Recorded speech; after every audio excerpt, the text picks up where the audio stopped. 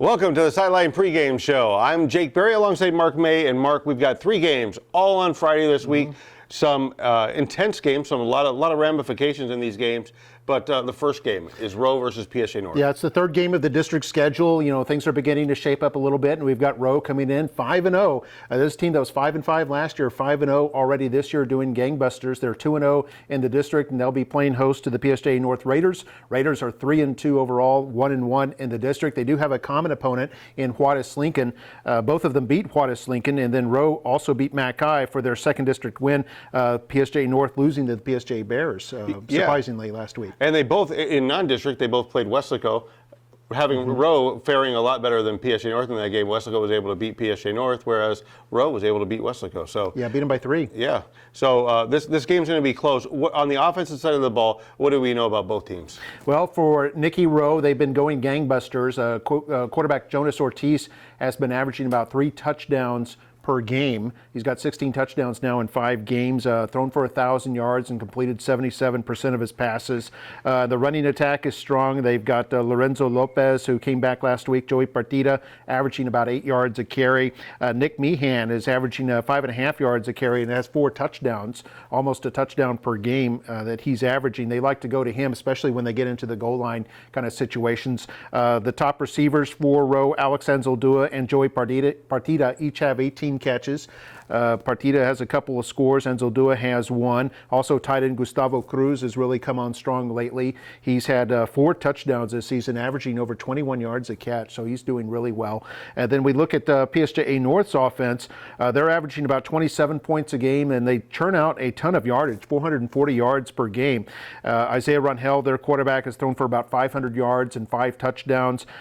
He rushes for about 10 yards a carry and has another 4 scores there, so he's a definite pass-run threat. Isaac Gonzalez is their main ball carrier at over 600 yards, 7.5 a carry, 7 touchdowns for him. Then John Garza is a guy they like to throw to. He has 23 catches, averaging about 16 yards a catch and a couple of scores. So both teams have some weapons there on offense. Yeah, and Rowe's coming off that victory against Juarez Lincoln. PSG North, on the other hand, lost in a rivalry game to PSG last week, 20-14. Isaiah Rangel didn't play so well. The defense played well enough to hold PSG to only 20 points. What does after they got 70 that previous week. Yeah, so what does Rowe have to do this week to get past that defense of PSG North? Well, Rowe will probably go with that 4-3 lineup once again to try to corral the running attack of this PSG North team. On defense, they've got Jose Alonso and Jason Neal, the safety, both getting 29 tackles, or leading the team with 29 tackles. Alonso also has a couple of fumble recoveries, doing pretty well there. Derek Luna with 23 tackles, and Omar Vidal is the subject of our interview this week. He's got 24 tackles and has 4 sacks this year, including 1 for a safety back against Edinburgh North, and we talked to him earlier this week. My name is Omar Vidal, defensive end for Nicky Rowe High School. Here the quarterback's going to keep this one to the left side, picks up a yard before he's brought down by the defender Omar Vidal. Omar Vidal. My job is to always have outside contain and read the quarterback if he pulls. Well, the game on Edinburgh North, I had a job to always keep my eyes on the quarterback, and I did that, and I called the safety. I did my assignment, I read the quarterback, and he kept it, and I made the play. Curls looking right. Oh, here's the blitz, and they got him down. Omar Vidal and Eric Corrales coming in here to get the sack.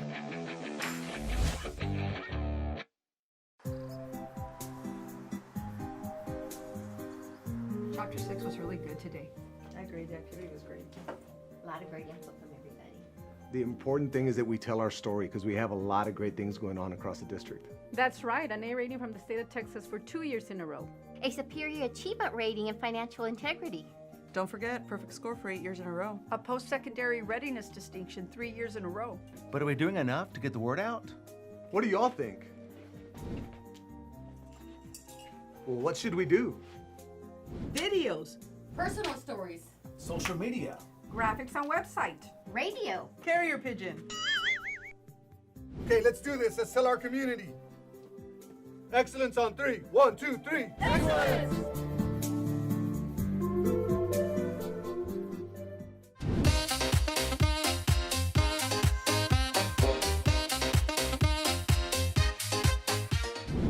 Welcome back to the Sideline pregame show, and Roe's not the only McAllen team we have to talk about. Let's talk about McAllen Memorial. They're facing off against PSJ, and PSJ surprised people last week with that victory over PSJ North. Yeah, and they surprised people last year too. They ended up winning the district. This is a team that was district champions coming in against McAllen Memorial, the team that a lot expect to win the district. So we'll see how this goes.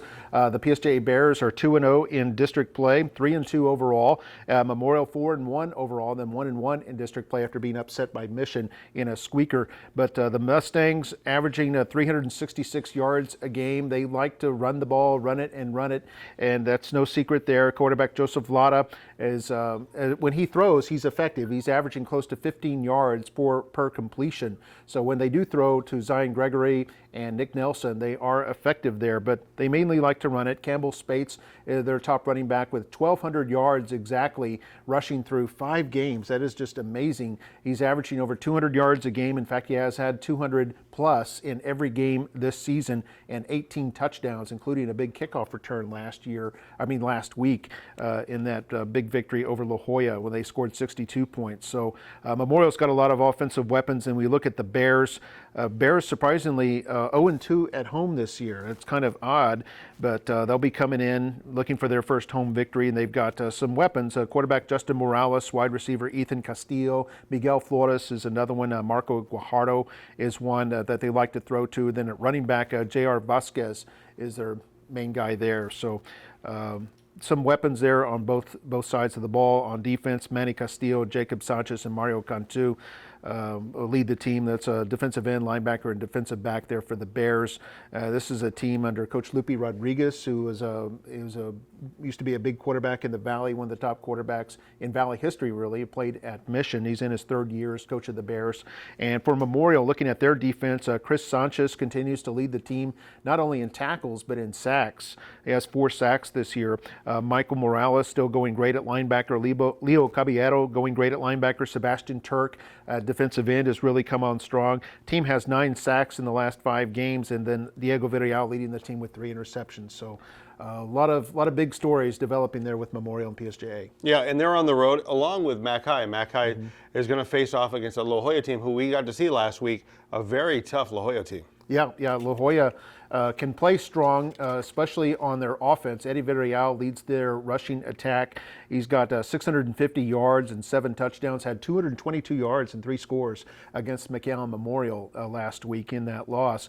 But he's real strong. Rudy Olivares is somebody else that I like to go to. He has 3 touchdowns, averages 8.5 a carry. Carlos Valero doesn't throw the ball much, but he likes to run it. He's got over 100 yards rushing this season.